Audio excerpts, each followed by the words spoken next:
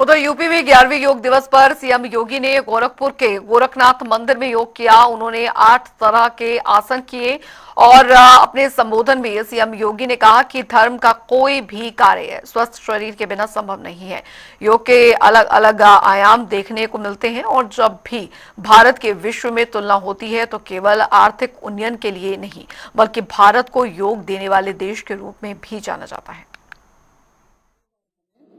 योग की उसी परंपरा को आगे बढ़ाने का आधुनिक युग में श्रेय जाता है देश के यशस्वी प्रधानमंत्री श्री नरेंद्र मोदी जी को। याद करिए, योग की सुविधा को दुनिया के अंदर अलग अलग व्यक्ति अपने नाम से पेटेंट कराता था। कोई योगासन को पेटेंट कराता था, कोई योग के किसी अन्य कार्यक्रम को पेटेंट करवाने का काम करता था।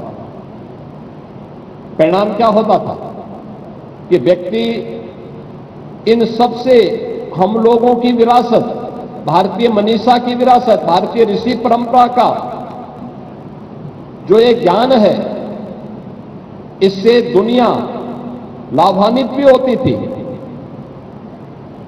लेकिन अपने नाम से उन कार्यक्रमों को, उन योगिक क्रियाओं को अपने नाम से पेटेंट कराने का काम करती थी, अपने नाम से ग्रंथों की रचना करती थी।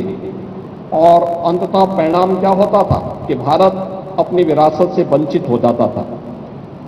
लेकिन हर भारतवासी इस बात के लिए आभारी है प्रधानमंत्री मोदी जी का कि उन्होंने, उनके प्रयास से यूएनओ ने 2014 में प्रधानमंत्री बनने के बाद योग की इस विरासत को मान्यता दे करके, वैश्विक स्तर पर मान्यता दे करके 21 जून की तिथि को अंतर्राष्ट्रीय योग दिवस के रूप में मनाने का निर्णय लिया।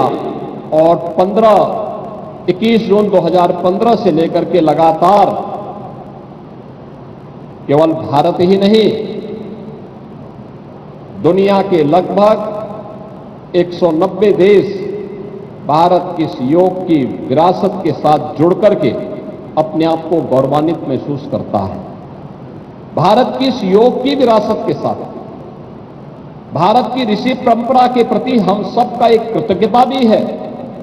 आने वाली पीढ़ी को अपनी विरासत से के साथ जोड़ने का एक प्रयास भी है और एक स्वस्थ शरीर के माध्यम से एक स्वस्थ मस्तिष्क की अवधारणा को साकार करने का भी एक अभिनव प्रयास है।